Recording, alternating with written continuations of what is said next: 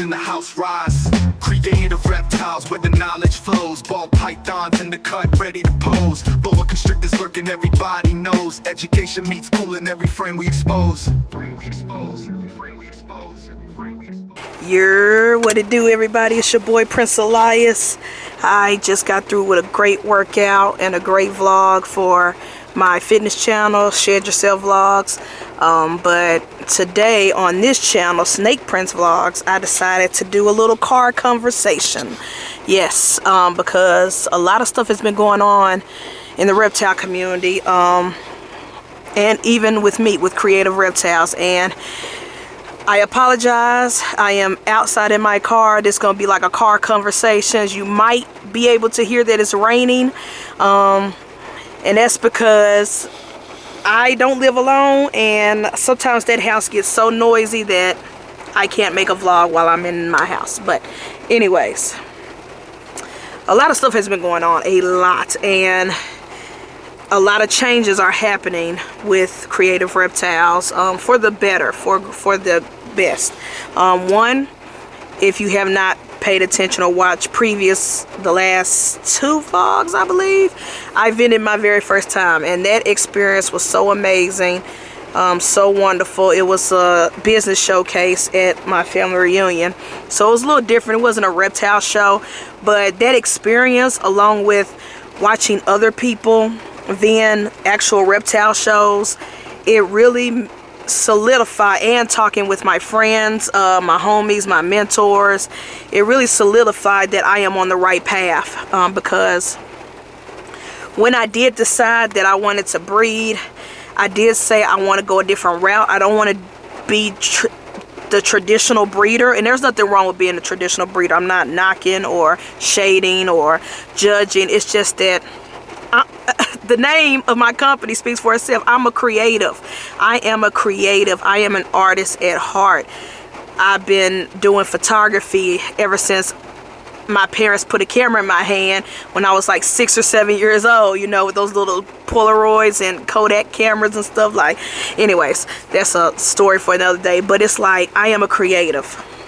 I always go against the grain. I always go, if everybody's going left, I am going right. And it's like, I loved vending. That vending experience at that family business showcase was amazing. Educating new people about these reptiles, about these snakes. Getting to work with Juju, my dwarf retic that I just got recently last month. And seeing how he interact with strangers and other people like this. Shout out to Jordan for Heartland Reptiles for working with all his retics, because Juju is like the friendliest little snake I've ever met. Friendlier than most of the baby ball pythons that I'm raising up. But it's like, it was just an amazing experience, and I realized that education and creativity is really at the heart of my company. So with that being said, I am so excited about this big show that I am vending in November, and I did apply for 2 other shows that are kind of similar for next year, for 2025, and I realize I am on the right path. I'm sticking to my photography. You know, people can still rent my snakes if they want for photo shoots and stuff, but as far as vending and doing shows and expos and showcases, the photo booth is really where I feel like I can serve my purpose, because I'm killing 2 birds with 1 stone. 1, I'm doing the creativity part, the photography. 2, I'm educating people and bringing new people into the hobby and introducing them to these animals by going outside of the reptile expos, because when you go to these reptile expos, it's like a Christian going to a church. You're with like-minded people. You're with the same exact people. Nothing new is happening. It's just, you know, what they say, preaching to the choir, they're saying, or it's a echo chamber, you know what I'm saying, which is fine. That's why I love going to expos, because I'm with my people. I love going to the Repticons and the Show Me Snakes and the NARBCs, and hopefully I can hit up the California shows and Daytona next year. But I love being with my people. But as far as reaching new people, we have to go outside of our four walls. We can't expect every new keeper, every new breeder, every future breeder, the younger generations, to come to us. We have to come to them. And so shout out to people like Matt and his wife from Ebony and Ivory. They do similar stuff. They do birthday parties and things like that for kids. That's how they get new people in. And there's a bunch of Maki, Unique Serpents by Maki. She does the Face Your Fears program. Her program is so dope. It's so amazing. People can book her, and there are different packages and different levels, but to face people who are vehemently afraid of snakes, she can meet them at their level. Start off small, start big, start off however you want, and she introduce and help people face their fears with these reptiles. And so I feel like I'm in the same vein, but I'm more in the creative space. And so this November I am doing a big show here in Memphis. It's called the Memphis Monster Con. It's a horror convention, horror movie convention. A bunch of actors and A-list and B-list or whatever people are coming to do like meet and greets. There's going to be cosplay. There's going to be a vendor setup room, art showcase. So many people, so many walks of life in the horror community, in the horror movie film space. We'll be together here in Memphis, and I am vending, and my mentors Nikki and Jason from Mutation Station and Kayla and Lucy Land will be helping me vend my show. But I'm going to be doing, with their help, photo booth. We're going to have a nice Creative Reptiles backdrop, and I will be ordering that next week, to be exact. We're going to have a nice backdrop. I have a ring light. We're going to have a little setup where people can take pictures with the snakes. And I'm going to, it's both a Saturday and Sunday. So I'm going to rotate the snakes out. I might do 3 snakes on Saturday, and then because it's local in Memphis, I don't have to travel. I do 3 separate snakes on Sunday. That way that alleviates less stress on the animals. But I'm super excited because I will be introducing to a lot of people this reptile hobby, these animals, this community. And so I am going to the people who would not normally go to a reptile expo. Now granted, there might be some people there who would go to a reptile expo if it came to Memphis, but for the most part, it's going to be a lot of people there at the horror convention who probably would have never thought about the reptile community. Just like earlier this year when I got a chance to be a photographer at the Tattoo Expo, I took Jafar with me, and I introduced a lot of people at the tattoo convention to snakes. They got to hold Jafar, take pictures with him, and it was great. I didn't have no booth set up. I just had him wrapped around my neck while I was walking around taking pictures of the vendors and the tattoo artists and the people getting tattooed, and it was amazing. And so I see the vision, and one thing, shout out to Flawless Exotics. They are big on teaching people, you know, business, like coming up with business plans and setting up your LLCs and all that jazz. And I am definitely going to revamp. I did create a business plan years ago when I first started creating reptiles, but that thing is so outdated, and my structure has changed so much. I mean, I'm now breeding, for God's sake. So it's like I have to revamp, rechange, restructure. I'm doing shows now, and I've invested a lot of money this year into new animals, into equipment, into enclosures, into supplies. And so I have to rehaul and revamp everything with Creative Reptiles. And, you know, I'm so excited about this change. It's going to be a lot of work. I know it is, but I'm so excited about this change. Like I said, I've applied for like 3 other vending shows for 2025. And I really feel like I'm going to get in to the universe, you know, higher calling, higher power. I really feel like I'm going to get in those, and it's just going to be a whole new avenue, and I'm super excited about that. And I've learned a lot. I learned that, one, merch is key. That's why I'm so big at creating merch and bags and stuff, and working so much with Candy, doing the printify stuff with the bags, and working with Candy with the clothes and stuff. I got to buy a bunch of shirts and hats in bulk before my convention, the horror convention, because one thing I learned about my first show is merch is key. Not a lot of people are going to buy snakes, but they will buy a shirt with a snake on it. You know what I'm saying? So it's just little things like that you got to think about when you're doing this business. Even if all you do is breed, even if you're just a breeder, think about if you're going to a show every weekend, a show every other weekend, or a couple of shows a month. What else do you have to offer to people besides animals? Because some people, now yes, we do know there are some people who will impulse buy, but there are some people who go to reptile shows and don't buy a single animal, but they'll buy those 3D print animal sculptures. They'll buy art from like Adeline Robinson or other artists. They'll buy photographs. There are a few breeders, I know at least 2, who are also professional photographers. So not only do they sell snakes, but they also have professional fine art photos of either their snakes or other people's snakes that they sell prints of. And it's like, what else do you have to offer for the people who can't bring a snake home that day? They might double back and come to you later, you know, or they might go to your morph market, you know, weeks later or months later. But what about those people who want to walk out the show with something?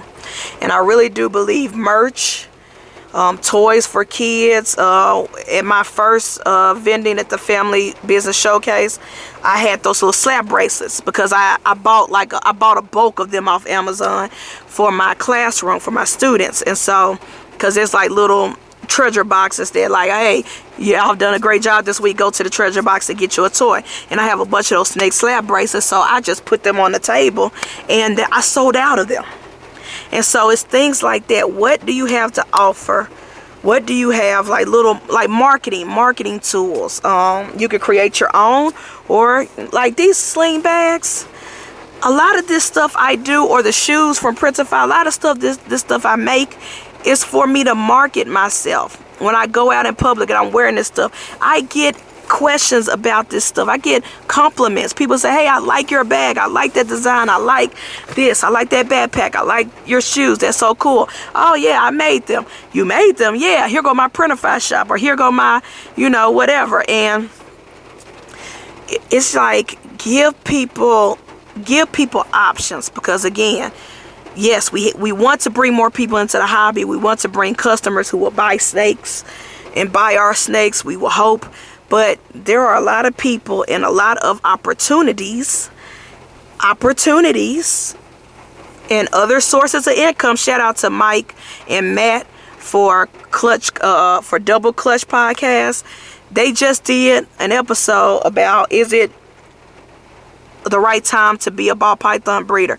And in the midst of their conversation, which was very good, I highly recommend you check it out on Herb Collector's channel, is they did mention having multiple streams of revenue in the reptile hobby. Again, Matt breeds snakes, but he also does birthday parties where he takes his snakes and his lizards and other reptiles to kids' birthday parties and do educational shows. Shout out to Chris from Epic Style Reptiles, he's a great, amazing crested gecko. Well, no, not just crested gecko breeder, period. He does a lot of geckos. He has a lot of species like lychees and stuff. But guess what? He does educational shows. He do programs where his local library book him like every summer and things like that. There are other ways you can continue to elevate your business and make money, and even bring new people into the hobby outside of just being a snake salesman. Because everybody complains. Nobody wants to be, and I'm going to say the name because I'm not afraid.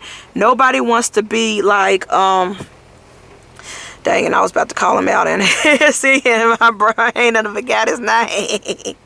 Name is company, but y'all know, nobody wants to be the guy who Will Banks. Again, I'm not afraid to call people out and call their names. Nobody wants to be a Will Banks where you always got to do buy one, get one, 50% off at these expos and bring the prices of these snakes down. Nobody wants to be that guy, be that reputation. So how are you going to stand out?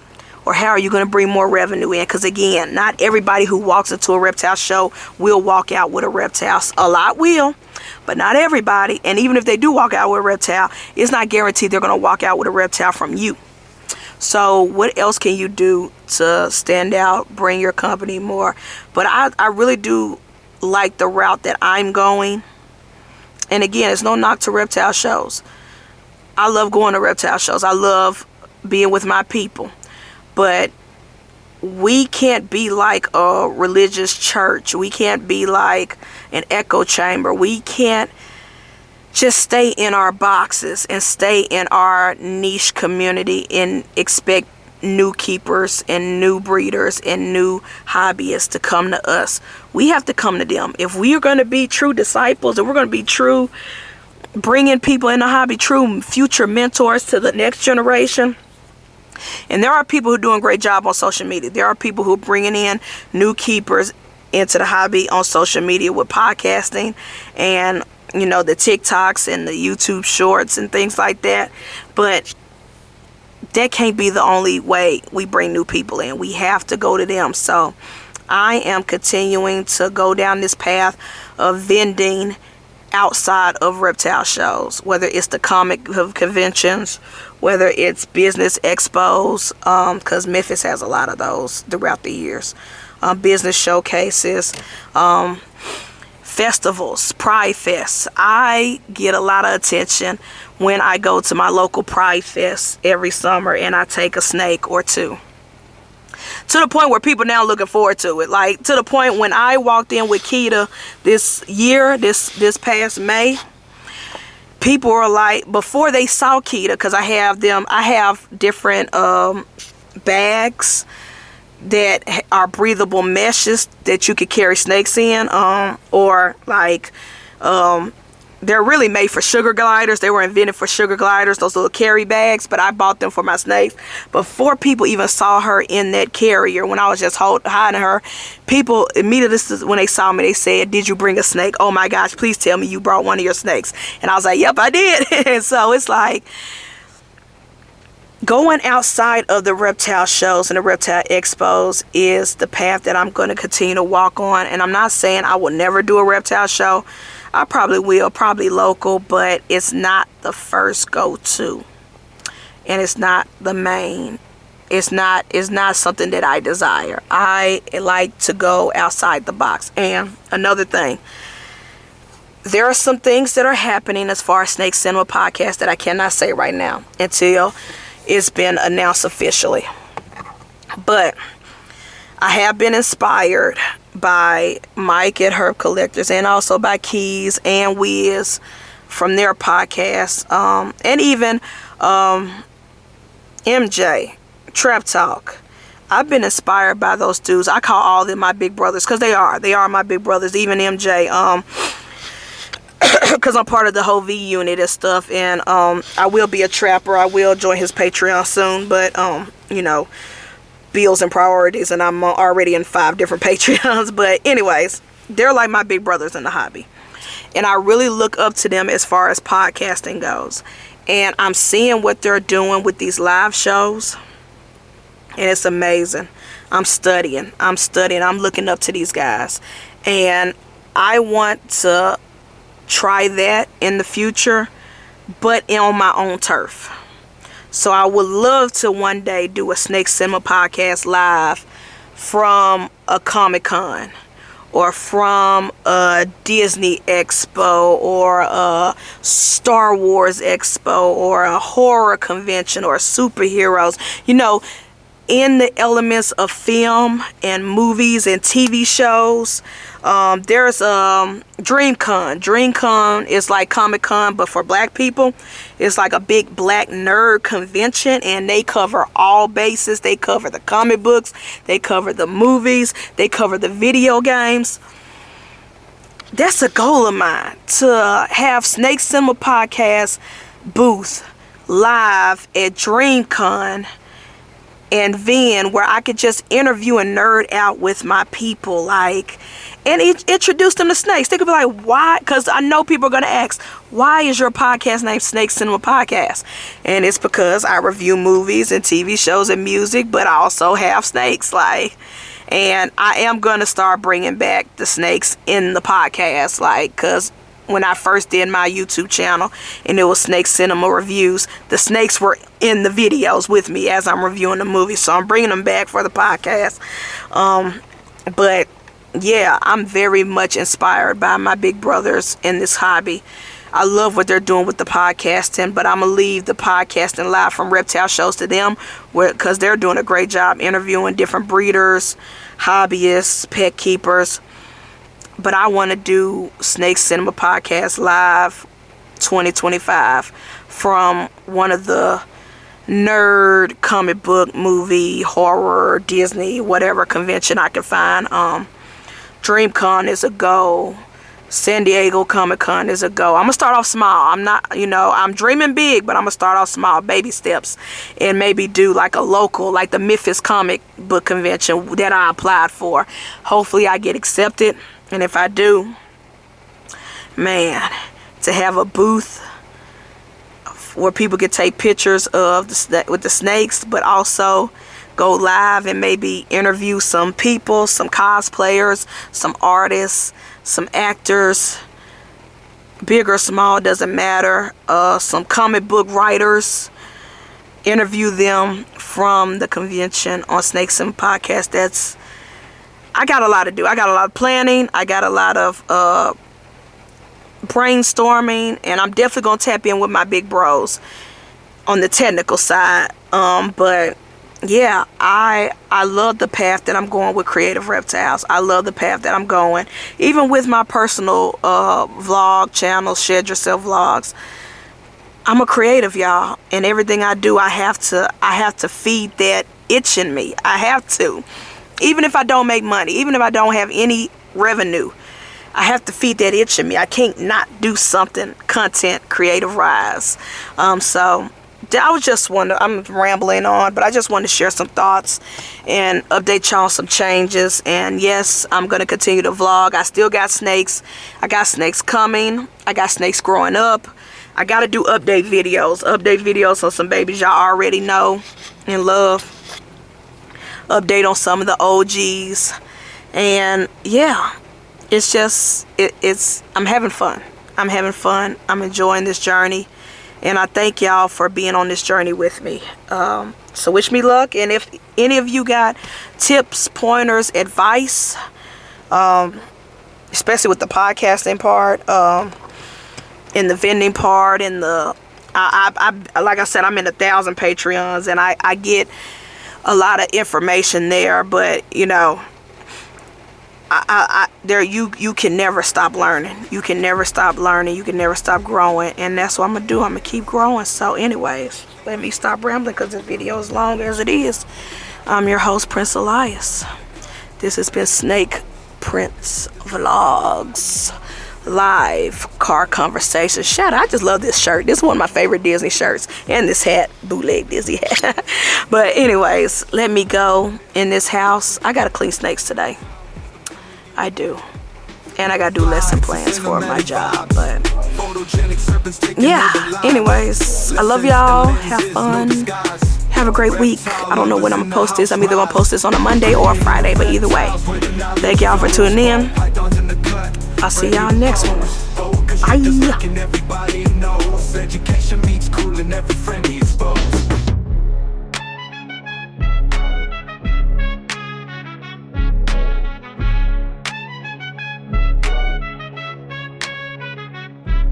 Reptilian kingdom.